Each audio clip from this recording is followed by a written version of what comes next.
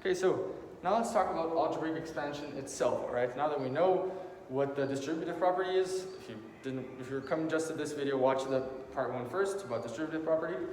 Now that we know how the distributive property works, we can use it to expand our expressions, okay?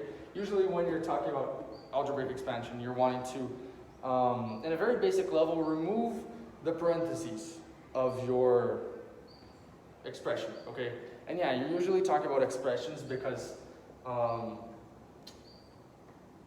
again, expressions are like mathematical sentences that don't have an equal sign, all right? So when you have variables, you're not actually finding the variables, you're just manipulating the expression, like making it look different, but essentially saying the same thing, okay? So what if we had the expression x plus 2 squared?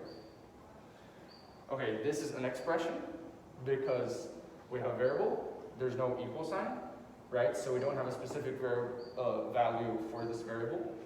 But what we want to do in expansion is remove the parentheses.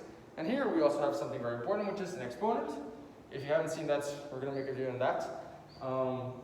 But it basically means, well, it means whatever value that you have here times itself this number of times. So if you have 3 squared, then you would have 3 times 3, which is 3 2 times. If you have 3 to the 4th, then you would have 3 times, let me write this, times 3 times 3 times 3, okay? So in this case, you're getting this whole expression and squaring it. This to the power of 2 we call squared, right? This is also known as powers, but when it's to the power of 2, we say squared. So if we're getting this whole, so in this case, you're getting this whole parenthesis and multiplying it by itself. And here, you might ask me, well, why don't I do a distributive property in this case? Why can't I just distribute this, right, and have x squared plus 2 squared? But this is extremely wrong. Extremely wrong. Extremely wrong. Extremely wrong, okay? Because it's different when you have an exponent. An exponent can't be, can't be distributed just like a number multiplied by. In this case, you had something multiplied by x plus 2, right? So you can't do this, but when it's an exponent, it's different. When it's an exponent, you need to look back at the definition of an exponent and think, okay, exponent means the value here times itself this number of times. So what we do is get this value here, this parenthesis, x plus 2, and put it times itself. Sorry, let me write the times here to make it more clear. Times itself. Okay? This is what it actually means. Which is not the same as just this, which we're going to show in a second. Okay, so now that we want to multiply these two parentheses, how do we do this? And then this may look weird because it's not so simple as just getting this number and multiplying by each of the, added values. But actually, it is not so different in the end.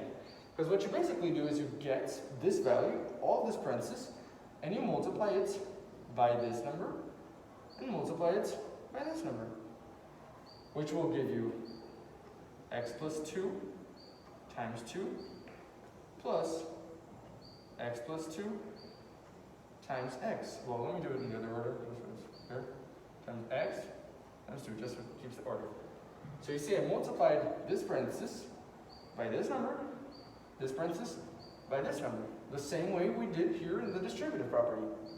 So then we get x plus 2 times x plus 2 times 2. And when you look at this, what can you do with this? Don't you recognize this pattern possibly? Isn't it similar? You can do, again, your distributive property.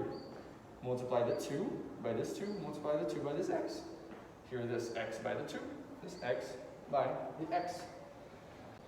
So now we can rewrite this as x times x plus x times 2, x times 2, plus, because again, well, we can put this together and this together, but in the end, the order in which we add things together doesn't really matter. So since this is added together to this, well, let's put it in parentheses actually just to organize. Let's put it in parentheses. So this is what we're talking about here, okay? Plus this. So we multiply this. Okay, let's open a parenthesis just to be clear. 2 times x plus 2 times 2. All right? And then we need to remember our order of operations.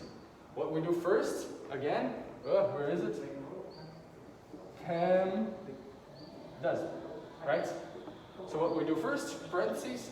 These parentheses actually don't really matter since the things are just being added together. We're just adding together different parentheses. Not really going to matter the order here. What really matters is that multiplications comes before addition. So we have to multiply things together before we add them together. So in this case, x times x, you can't really simplify that unless you write it as x squared, but let's just leave it as x times x. X times x. Plus, and then 2 times x really can't be simplified actually. Can't be simplified. You could write it as 2x actually, which would help. 2x. Plus 2 times x, again 2x. And lastly, 2 times 2 is 4. Okay? And then this could even be simplified further, but we're going to talk about that in our next video about combining like terms. But this is how you would expand your expression, right? So you see that this is not the same as this. This would be skipping a lot of steps and getting a wrong answer, okay? So remember, you can't distribute your square, your exponent, or power. And remember that this distributive property is ultimately what you use to expand, to remove the parentheses, okay? And order of operations. Very important, okay? Any questions? Leave below. Thank you very much.